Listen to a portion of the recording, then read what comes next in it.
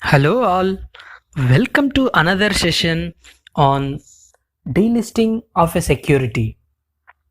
Today, we are going to discuss about a concept called delisting of a security from respective stock exchanges.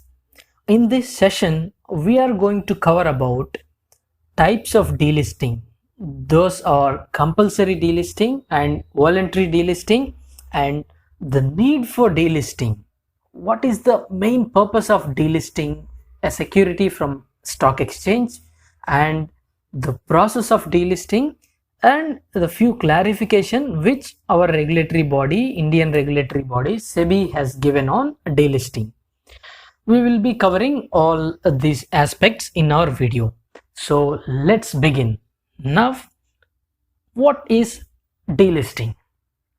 Delisting means stopping trading activities of a particular security from a particular stock exchange. Let's consider security A is trading in NSE, and the same security A has decided to delist its operations from the respective stock exchange NSE. Then the company has few opportunities, few in the sense either the company itself can decide whether to delist from stock exchange. In our case, company A can itself decide to go out from the stock exchange, or due to some other compulsory restrictions from regulatory body or any other things, also a security will be delisted. So broadly, delisting is categorized into two types. One is compulsory delisting and second one is voluntary delisting. In compulsory delisting, company itself not decided to delist. The security will be decided due to other changes in the regulatory or changes in the market practice. And in voluntary delisting, the company itself takes the decision to go out from the stock market. This is about two broad classification of delisting. One is voluntary delisting and another one is compulsory delisting.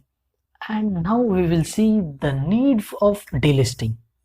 What is the requirement of a particular stock to move away from the stock market, which means few points are there here.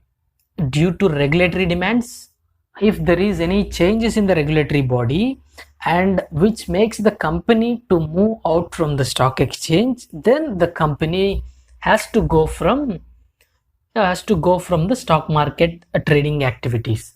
And emergence of national exchanges. Let's consider for this scenario, if we consider in India, earlier we have 20 plus stock exchanges in India. Let's say later country has decided to have only 2 stock exchanges in a country. So in such cases, what will happen, and what was happened in India, we have 20 plus stock exchanges earlier, right? So this company's stocks which are listed in all those small stock exchanges or other stock exchanges which we are discussing, 20 plus, and now government has decided to bring the numbers from 20 to only 2 stock exchanges currently. Those are National Stock Exchange NSE and Bombay Stock Exchange BSE. Let's say other than these two, if any of the stock is listed in those 20 plus stock exchanges, those will be automatically delisted, and accordingly they can be again relisted in the respective existing stock exchanges. Those are NSE and BSE. So due to that reason also, that is due to emergence of national stock exchanges, also a company will be delisted from stock exchange. And another point is lack of trading volume in regional exchanges. Like earlier we have 20 plus stock exchanges, right? Though we have 20 plus stock exchanges, if we see the number of volumes which are trading on a daily basis, those are very minimal. In such cases, maintaining stock exchange and having all the operations set up which is even cost effective, right?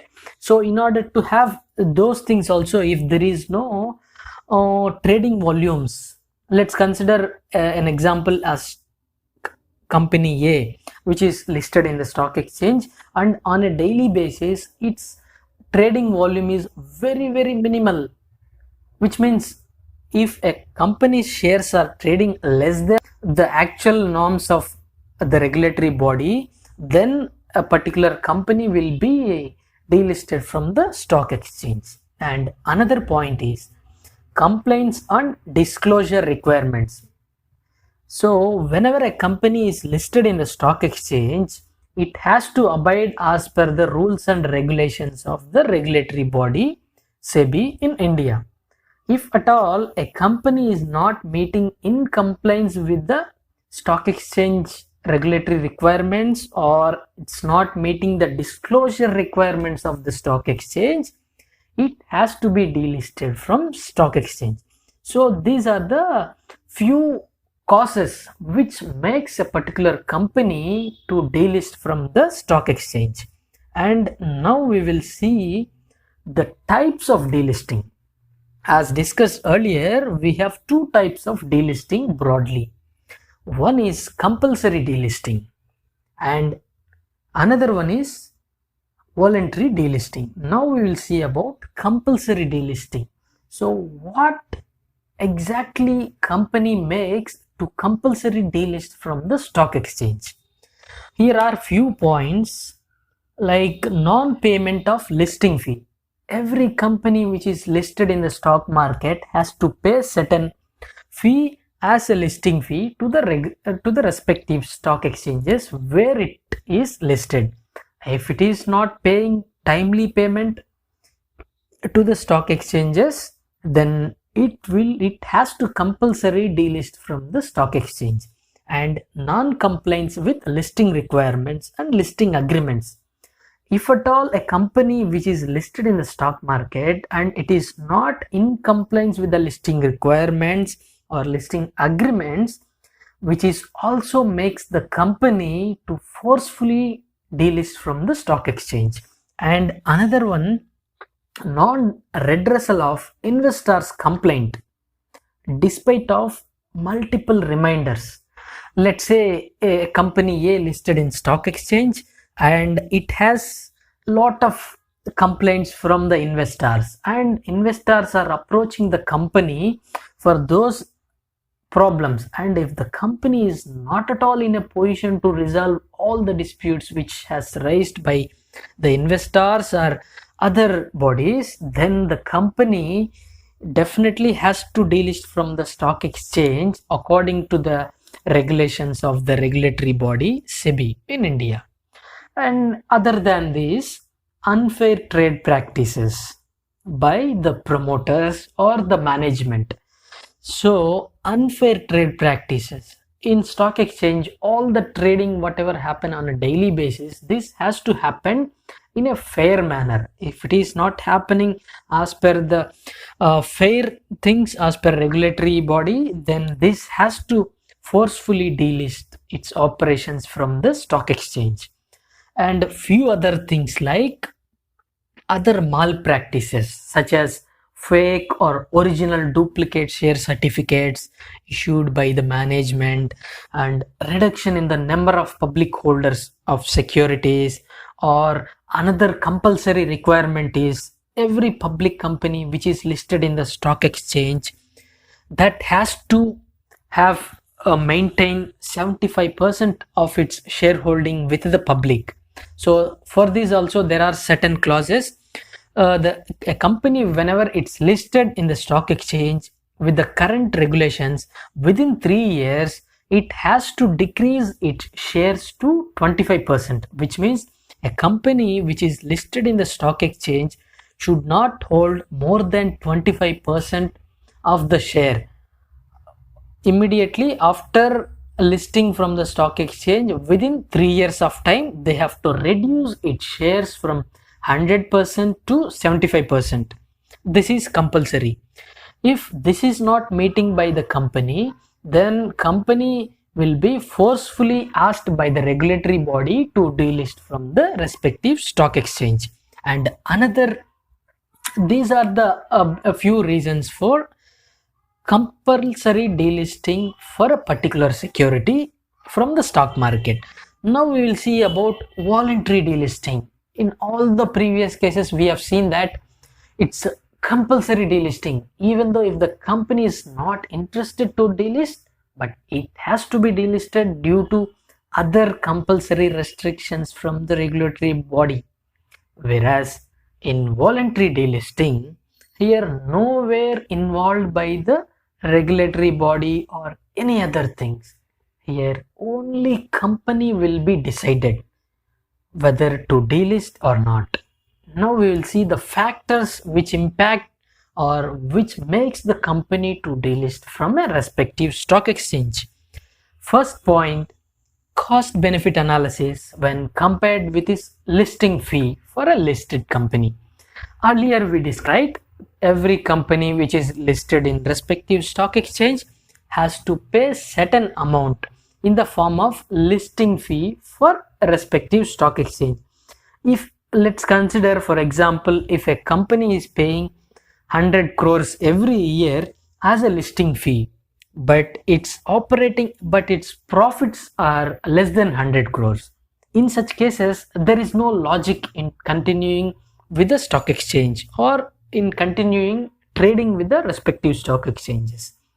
Which means when it compare its cost benefit, how much cost it is spending to list in a stock exchange and how much benefit they are getting. In our example, cost is 100 crores to the company to trade in stock exchanges and its profit itself 50 crores, which means when compared with its cost, benefit is less than its investment. So in such cases, company can voluntarily decide to delist from stock exchange. And another one, regional imbalances of the holders of securities, either due to shifting of the company's registered office or location of the manufacturing unit. So for this we will take another example. Let's consider a company B is having its operations in India and US both. Let's consider same company B has moved all its business from India only to US. In such cases, consider if same company B is listed both in India and United States, whenever they are moving their entire business from India to US, then no point of continuing its business in India. In such cases, they will be delisted from Indian stock exchange wherever it is listed to another place.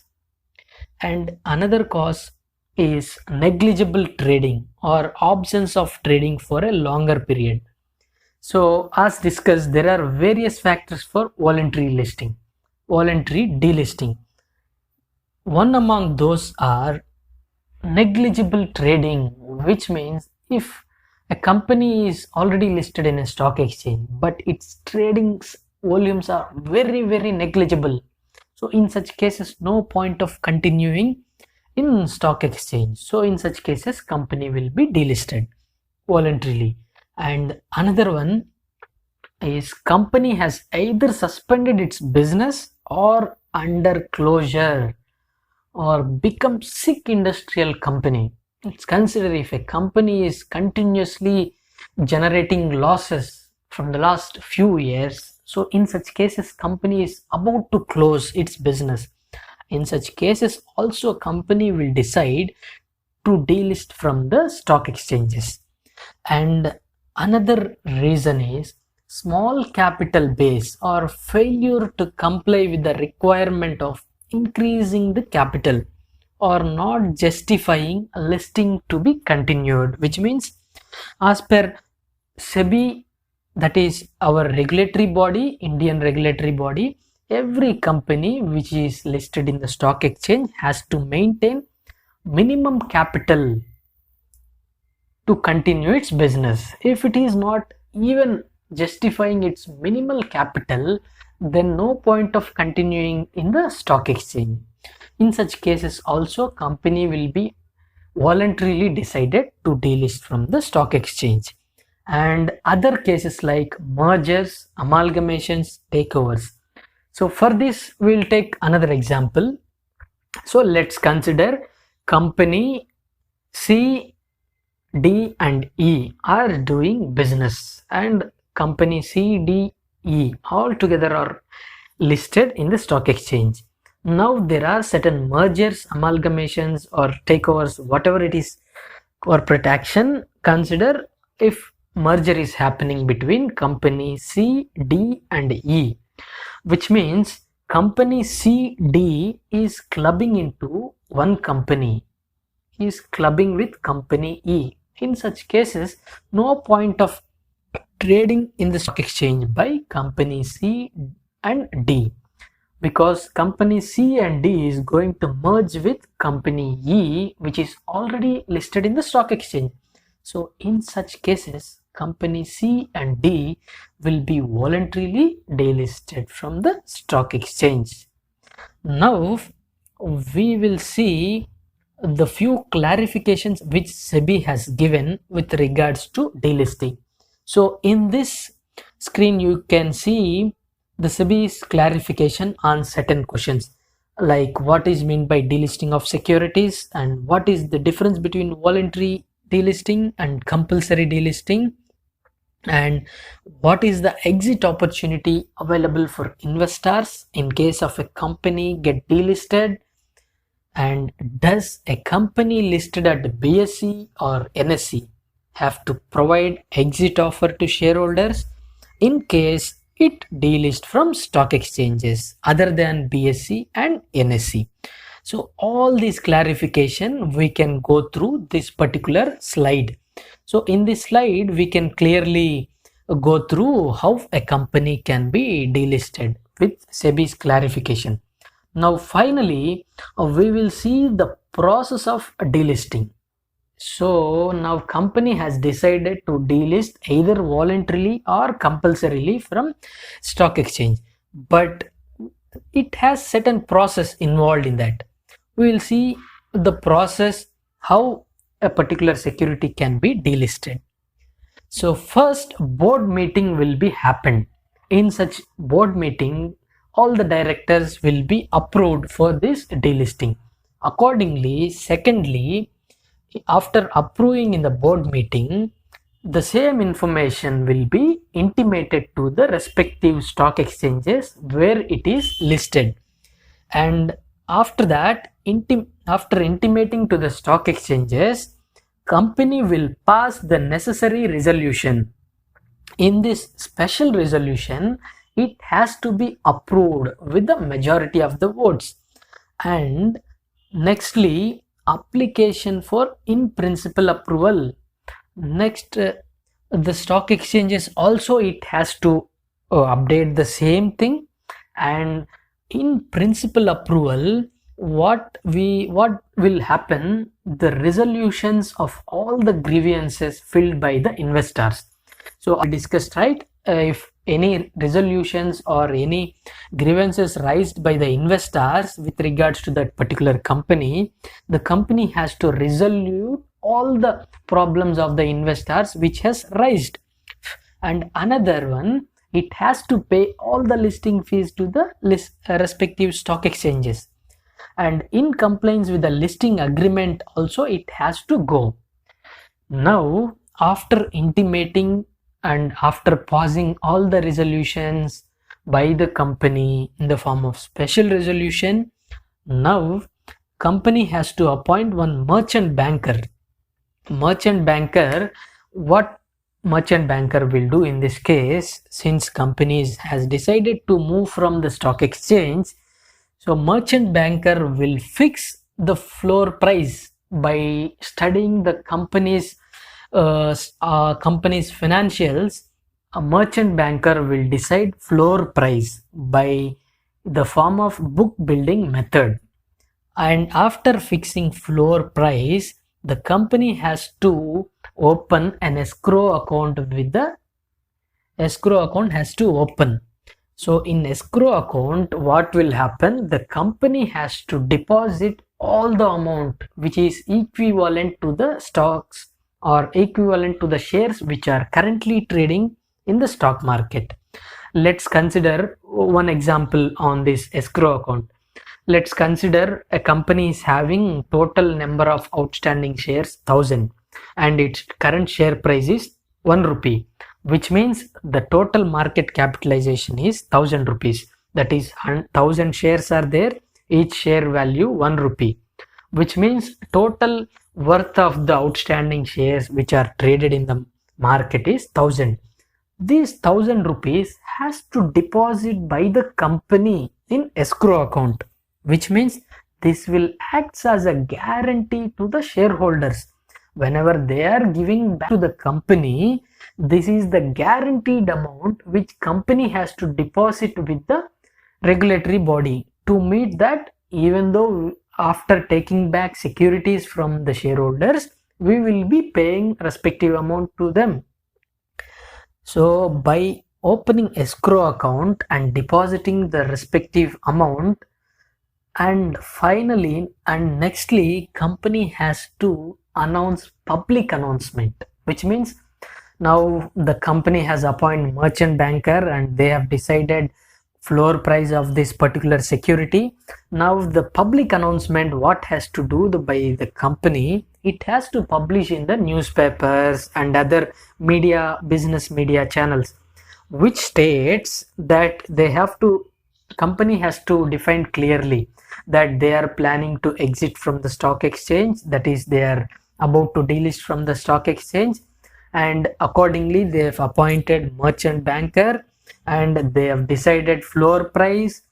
And along with that, in the public announcement or the press release, company has to include all these factors: floor price, offer price, opening and closing dates of an offer, manner of accepting an offer, name of the stock exchange from where the shares are delisted, minimum acceptance conditions, name and details of the merchant bankers, object of the proposed delisting, details of escrow account and amount deposited therein, shareholding pattern after delisting, and statement of a declaration by board of directors stating that the company has complied with all the provisions of securities law. So all these things the company has to publish in its press release or public announcement. And nextly, the company will be deciding a specified date, like it has to issue letters to all its shareholders. Once it has decided specified date, and all the letters will be dispatched to the respective shareholders. After that, there will be duration period of bidding. Let's consider company announced that current share price consider as 1 rupee, and company and the shareholders are how much they are ready to quote in the bidding. Like depends on shareholders interest, they can decide either to keep 2 rupees, 3 rupees or even 1 rupee, depends on their interest. So during this bidding period, shareholders has to bid for how much they want to sell back to the company. And again finally, and again one more public announcement will be made. After completion of an offer, the final price is the price that is quoted by majority of the shareholders. So if that price is agreed by the promoters, they make a public announcement announcing the acceptance of the final price. Let's say that all majority of the shareholders told that they are ready to sell back securities to the company with 2 rupees, then the same price will be accepted by the promoters if they are interested. If promoters also interested in the offer, then this will be called as successful offer. So successful offer, it means an offer is deemed to be successful if the shareholding of the promoter combined with the shares accepted through bid reaches the higher of the following, which means company has to get 90% of the shares issued of that particular class. and agreed percentage of pre-offer promoter shareholding plus 50% of offer size. So finally, a particular delisting is considered as successful when it can take back 90% of its shares from the public. And finally, final price will be announced by the company. If the final price is also accepted by the promoters as discussed, all such shares are bought back by the company or buying by the company, and respective amounts will be deposited to the respective shareholders. And final aspect of this big process of delisting is the final application to the stock exchange. After completion of payment to all the respective shareholders, the final application is sent to the stock exchanges with 1 year from the date of passing special resolution requesting of delisting of shares from the company.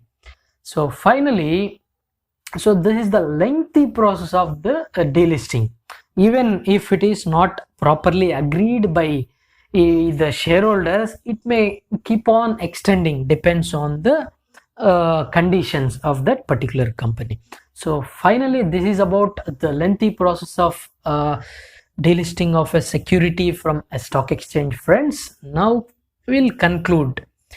So similarly, a company, whenever it has to delist, all this a big process is involved, right from announcement to the stock exchange that the company is planning to announce, and or the company is planning to delist, and by having all the conditions, by meeting all the requirements, finally a particular security will be delisted from the stock exchange. Hope you have enjoyed this video. And so to wrap up, so we have covered and what is meant by delisting and types of delisting and the process of delisting and the clarification which is given by SEBI on delisting. Hope you have enjoyed this video, friends. So accordingly, if you have any questions, definitely you can post in the comment section. Definitely I'm happy to answer those. If you like the video, please hit the like button, which will makes me to motivate even more videos in the upcoming videos. Even if you don't like, please mention in the comment section so that this will be properly addressed or properly covered in the session, friends. Thank you so much for your patience and time, friends. Thank you. Jai Hind.